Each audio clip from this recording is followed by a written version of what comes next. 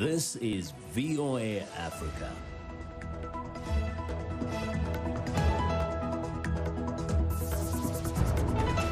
Hello, I'm Esther Githui-Ewart. It's Friday, June 12th. This is Africa 54. Due to the global outbreak of COVID-19, Voice of America is taking every necessary precaution to safeguard its employees. So our broadcast will look a little different today and in the near future as we, out of an abundance of caution, reduce our staffing at VOA headquarters here in Washington. We're working to help keep you informed about what's going on and appreciate your staying with us on Africa 54. After weeks of civic unrest in America, President Donald Trump is promising that his administration will aggressively pursue economic development in minority communities and confront healthcare disparities in those areas. The White House, without releasing details, says this is part of a four-point plan to build safety, opportunity, and dignity. Speaking Thursday at an event on race and policing in a church in Dallas, Texas, the president said as part of the plan, he will sign an executive order calling for police to meet the most current professional standards for the use of force. Trump also said repeatedly Thursday that defunding or dismantling police departments cannot be allowed. The president downplayed the severity of police brutality against people of color, asserting that most police are good, but said, quote, "You always have a bad apple no matter where you go." The steps related to African-American communities and police reform that Trump unveiled Thursday in Dallas are unlikely to appease those enraged following the death of George Floyd, an African-American man while in police custody. U.S. lawmakers this week remembered the life of George Floyd, the black man who died while in police custody in Minneapolis on May 25th. Continuing nationwide protests over Floyd's death have kept the pressure on the U.S. Congress to address racial discrimination in American policing. VOA's congressional correspondent Catherine Gibson reports on the possibilities of Democrats and Republicans finding common ground on this controversial issue. George Floyd laid to rest. The nationwide protests over his death a turning point, said lawmakers at his funeral. George Floyd changed the world. And we're going to make the world know that he made a difference. At a vigil for Floyd calls for change in American law enforcement. Making sure that policing turns away from being a warrior and the denial of civil liberties and civil rights and turns into a guardian, that its focus is public safety. Floyd's brother marching in Washington after testifying to lawmakers considering a measure to reform the police. The bill would make it easier for the federal government to successfully prosecute police misconduct cases. It would ban chokeholds. It would end racial and religious profiling. It would encourage prosecutions independent from local police. The Democratic proposal is separate from protester calls to defund the police, but many lawmakers want to shift law enforcement funding away to other priorities. One such advocate, a leading contender to be Democratic nominee Joe Biden's vice presidential pick. I support investing in communities so that they become more healthy and therefore more safe. Right now, what we're seeing in America is many cities spend over 1/3 of their entire city budget on policing. The White House has already called one key Democrat proposal ending police protection from civil lawsuits a non-starter. In the Republican-majority U.S. Senate, the only African-American Republican senator is crafting a proposal and sees room for agreement. There's common ground between the House bill, our bill, and the White House bill. And even the U.S. Capitol could look different as calls mount for taking down the statues memorializing generals and leaders of the slaveholding Confederacy that lost the U.S. Civil War. Treason. They committed treason against the United States of America, and their statues are still here because their states put them here. U.S. President Donald Trump tweeting Wednesday, vowing not to rename military bases named after Confederate military figures. The White House also weighing its own executive order on police reform, separate from lawmakers' own efforts. Catherine Gibson, VOA News, Washington. As protests against police violence continue in the U.S., residents are looking at their local police forces and asking questions. That is happening in Oakland, California, the birthplace of the Black Panthers in the 1960s and where the term Black Lives Matter was coined 7 years ago. Michelle Quinn reports on how policing is still a contentious issue in the city of more than 400,000. John Jones III won't join the protests against police brutality happening almost daily in Oakland, even though he is sympathetic to the protesters' message. Jones was convicted in a murder case at the age of 16 and went to jail.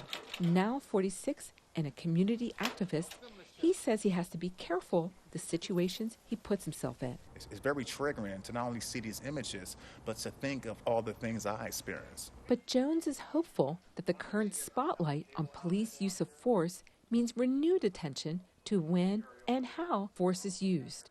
He looks to the city's police commission, a non-elected citizen board created in 2016.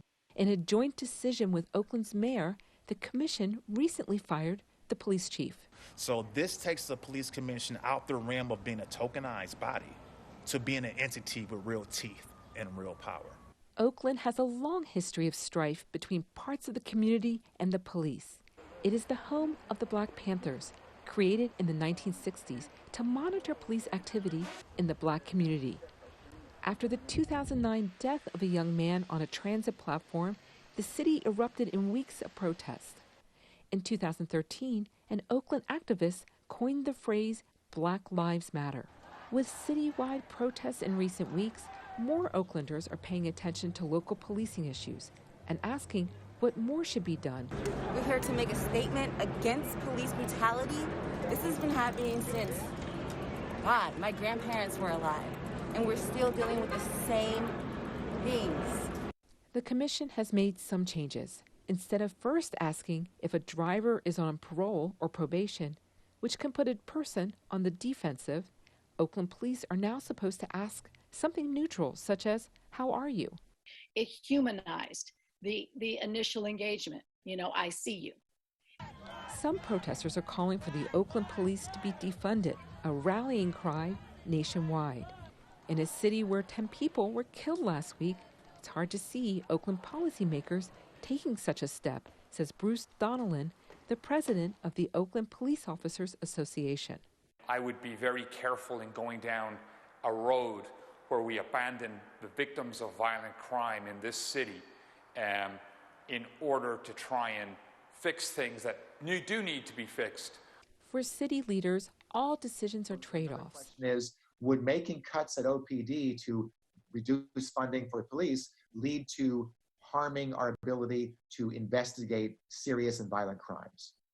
If that's the case, then the answer is no. I'm not going to do that. Jones wants the protesters to keep paying attention, even after the marching stops. All of us must collectively raise our voice and say that this does not speak for me. This is not a Black issue or a brown issue. It's a human issue. Michelle Quinn, VOA News, Oakland, California. The World Health Organization says the rate of infection of the coronavirus is accelerating across Africa. The WHO says it took 98 days to reach 100,000 cases on the continent and just 19 days to reach 200,000 cases. 10 countries are driving Africa's epidemic, accounting for 75% of nearly 208,000 cases on the continent, with 5,000 deaths reported, according to Mashizo Moeti, the WHO's Africa's regional director. South Africa, which has one of the highest COVID-19 rates on the continent, is representative of the rapid surge in infections and deaths. South Africa's health ministry late Thursday reported at least 74 more coronavirus deaths and more than 3,100 new infections over a 24-hour period. The WHO says South Africa is the most impacted country on the continent, accounting for 25% of the total infections. So far, South Africa has confirmed more than 58,000 COVID-19 cases and more than 1,100 deaths. Namibia is receiving international praise after recording so few coronavirus cases. The Southwest African nation has started to ease restrictions on social and economic activities. However, President Reggae urged public vigilance as schools resume face-to-face classes and restaurants start receiving sit-down customers. Confidence Musariri has our report from Windhoek. Namibia is one of the only 5 African countries to record 0 COVID-19 deaths as of June 1, 2020, when the continent's infections surpassed 150,000. Southwest African country has a population of 2.3 million, although it is bigger in area size than the United Kingdom and France combined. Experts, however, credit the Namibian success to more than just a small population, but leadership and decisive action. We locked down very, very early. When we closed our borders and initially closed 2 of our most economically active regions, that's Commerce region and Erongo on the Atlantic coast, we only had 2 cases. We did not delay implementing our program and decisions. Even before regulations and policy are finalized, we were on the ground already. We created that partnership between the government, the private sector, security cluster, our partner development agencies such as the WHO and the CDC Atlanta. All of us came on board. We worked straight on the 8 pillars that were recommended by WHO. I think it helped. Other factors that could have helped is the natural factors. We are a huge country, sparsely populated, and not so many of the few people we have in Namibia had maybe contact with the outside world. And then maybe an element of luck, I can say. I mean, truly speaking, it's amazing that up to now nobody died. And both countries has over the past 3 decades coined an expression, when South Africa sneezes, Namibia catches a cold. And yet, COVID-19 has seemingly changed that interpretation. I actually think for a difference, at least the big brother is now learning from us without making them feel a little bit smaller. I think they learn a lot from us in terms of containment. South Africa jumped from 400 to close to more than 20,000 in the shortest possible time, despite all their effort. We got stuck at 16 cases for about nearly 50 days, meaning we probably set the record in Africa for continuous testing on a daily basis, up to 50 days without picking up a single case. We are very vulnerable, but in this vulnerability, politically and humanly, it was the right thing to do to close off Namibia very early on. Otherwise, we would not stand here today and look at a country which up to date does not have one single locally transmitted viral infection. And I think that is commendable. The banning of large gatherings and Europe-bound flights was a political tightrope for President Reggae, who was due to be inaugurated for his 2nd term in charge. Rather, the president was inaugurated in a private ceremony, and the millions that had been earmarked for the inauguration was diverted to thwart coronavirus. These mitigatory measures did not only curb the infections. Statistics from the Motor Vehicle Accident Fund of Namibia shows that 60% of road accidents were avoided, and fatalities also as much as 70% were avoided compared to the previous period. For the first time in the history of the country, we recorded 0 fatalities. It has never happened before. Usually when it's Easter, when it's August, when we're celebrating Heroes Day, or when it's December, that's really peak times for players in road safety. That's when we come together and just really try to minimize the impact of traffic flow on our roads. But this time to record 0, that's something phenomenal. By June 1, Namibia is getting back to life. Still no deaths, only 1 internal transmission, and the government remains cautious in its approach. Confidence Musariri for VOA, Windhoek, Namibia. We're excited to hear what you think about Africa 54 and the stories we cover. Join the discussion on Facebook. The address is Africa 54. We're also streaming our broadcast live on Facebook. Please watch and share our show with your friends. Also check out our headlines 24/7 on voaafrica.com. Still to come, Africa's international reggae star and Grammy nominee Rocky Dawuni talks about his popular song, Champion Arise. We'll be right back after this break.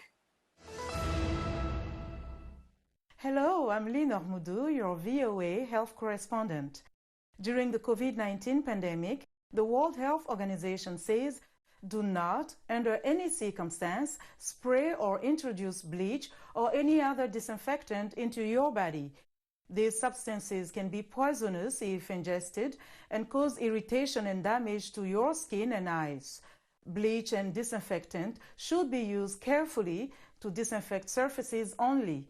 For more information on COVID-19, visit who.int or contact your local or national health authorities.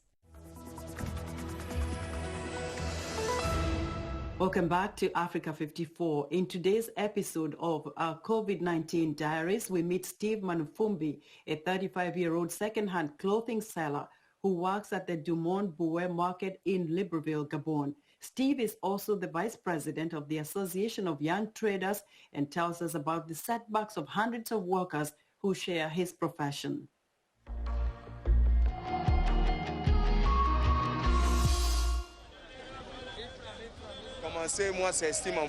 My name is Steve Manfumbi. I'm the vice president of the Association of Young Gabonese Traders in Montmoir. This pandemic has affected our businesses as well as the economy in general. Young Gabonese who rely on their businesses to survive have been greatly affected by the pandemic. They chose to do their businesses here, and they love their jobs just like our brothers who work for the public service. The impact on them has been very negative, and most of them find themselves in precarious situations because of that.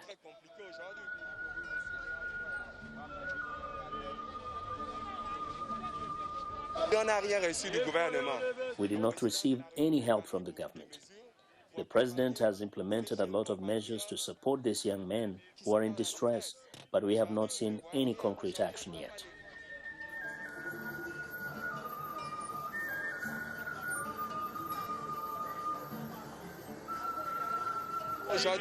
We must not neglect the young Gabonese who sell, for example, 100 motuki, who sell slippers, who sell bags. It is part of the country's economy. So today, we expect the people in power, the authorities in the government, to take care of their brothers. This is what we expect.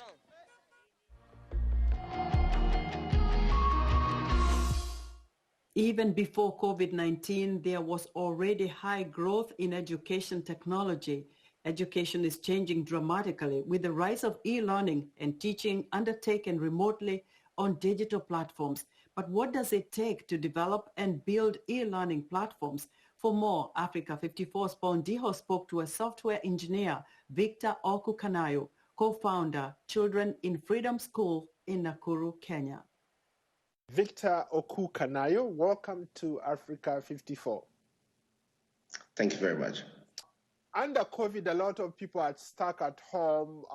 They don't know what to do. But for you, you decided you're not going to get stuck in the house. You're going to do something, and you came up with something very innovative. What's that all about? The best opportunity always comes in a crisis situation, which means there must be a problem for you to solve. So I sat down and I said, I can actually create something that will help communicate with these kids, teach them, give them more knowledge, and make them grow intellectually. And we started working on that. We started with first, we created phases of platforms.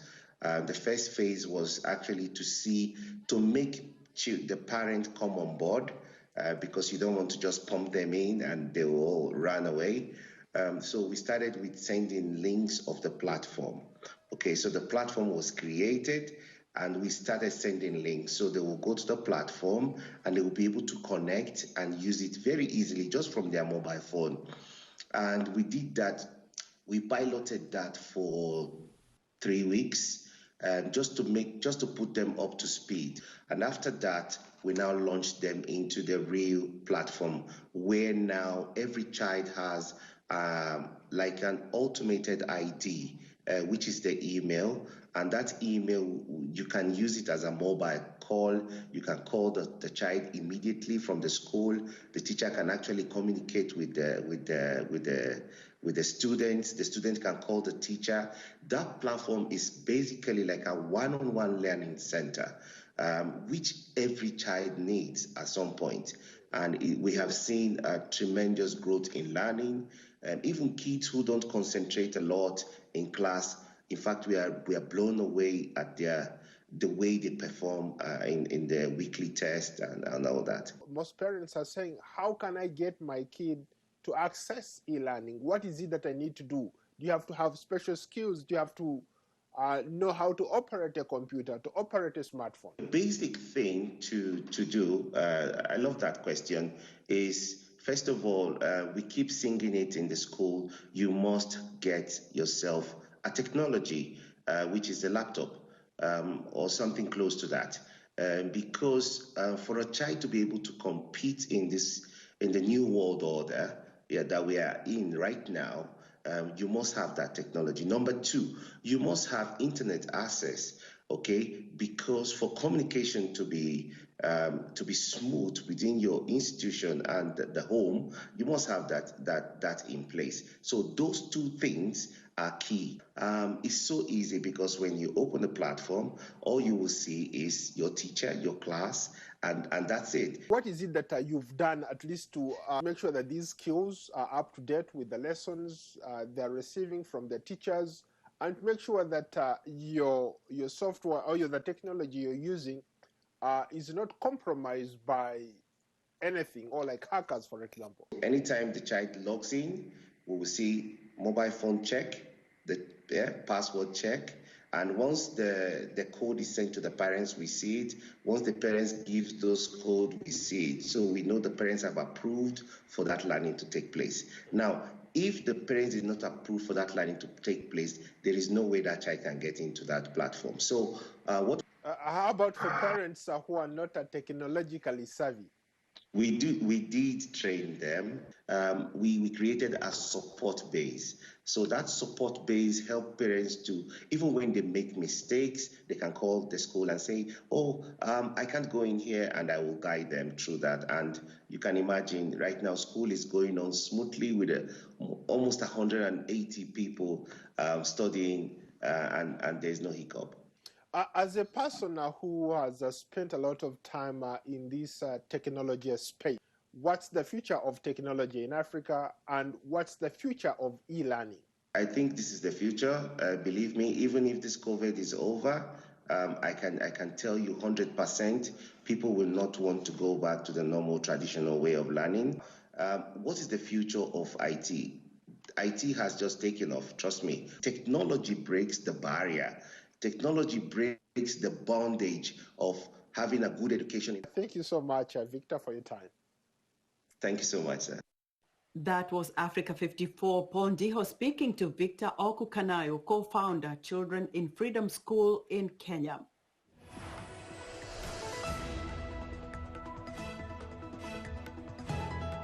In our entertainment segment, one of Africa's biggest living reggae stars, Rocky Dawuni, empowers us all to find our inner champion, to rise up and triumph over life's challenges. The international reggae musician, activist, and Grammy nominee Rocky Dawuni recently released the visuals to his song Champion Arise. The American cable channel Black Entertainment Television has enlisted the single in its new BET Soul playlist, but the music video tells more of the song's story. Music Time in Africa host Heather Maxwell catches up with the artist from inside Wayo Tang Studios in Accra, Ghana. Rocky, tell me about the song Champion Arise. I noticed that it's in two different venues. They're both outdoors. One is in California, one is in Ghana. Why did you choose those particular spots to shoot the song? Well, the song, first of all, it's a song that, expresses personal power and the ability to triumph over, any kind of obstacle or any kind of challenge. And filming was in the old Tap Gong Studios that was built by Rita Marley in the mountains of Eburi. That after it was finished and they were just about to launch it, a fire burned it to the ground. You know, so for me, it's a very, shall I say, tragic story. But recent years, I took it over and I'm in the process of rebuilding it. So bringing it back to life, bringing life to the space. Everybody's spreading, everybody doing it, everybody saying it. Champion arise, we shall win. And then the second space too, where I filmed it was in Woodshed Studios, that a place where everybody from Lady Gaga, U2, Coldplay recorded, and that's also in California, in Malibu. And this is one of the most incredible, amazing studios, literally in the world. Beautiful place. And during the California fire too, there was a huge fire there. It burned the whole property, but fortunately it left just the studio part of it. But a lot of the property was, you know, got lost in the fire. Mm-hmm. So when I was, you know, I recorded the, you know, Champion Arise, you know, the vision of it, you know, trying to really make a statement of how people can access their own personal power, and collectively we can harness our power to bring positive transformation and change in the world. I also wanted to use spaces too that have been touched by fire and have gone through, and artistic spaces actually, that are right now rising, just like the phoenix, you know, like rising through the fire and the trauma and everything and coming out much stronger. And then the visuals too were going from being in a space and then all of a sudden to an open sea, which shows endless possibilities. Oh, here we come. Yet another spiritual warfare. Oh, here we come. Rocky, I see you're in the studio. Are you working on a new song or a new album? I'm always recording, you know. That's the thing. The last few years I've worked on so many tracks, you know, and you know, right now with the lockdown and what's going on in the world, and just being in Ghana on the ground and connecting with people and observing the world, you know, there's so much energy and inspiration and heartbreak and victory and all of that. So I keep distilling that and showing up in studios and creating new bodies of work, you know, because in the long run, you know, music is what is going to give us that soul food and soul fire to empower us to forge a way forward, you know, and I'm doing my due diligence to contribute meaningfully to that. Well, thank you so much for taking the time to speak with me. And I look forward to hearing more and seeing more music from you. And hopefully you can get back to the United States soon. Well, you know, as we say, champion arise, we shall win. Bring back Father Elijah. And that's our show for today. Be sure to watch Africa 54 on our website at voaafrica.com. From all of us here in Washington, have a great weekend.